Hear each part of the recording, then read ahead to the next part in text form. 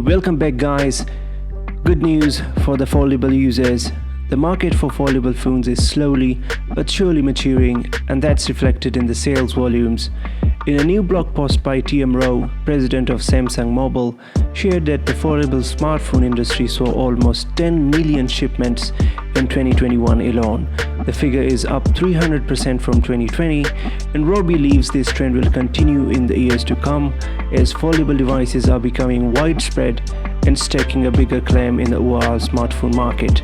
IDC previously published a report where it estimates a total of 7.1 million foldable shipments for 2021.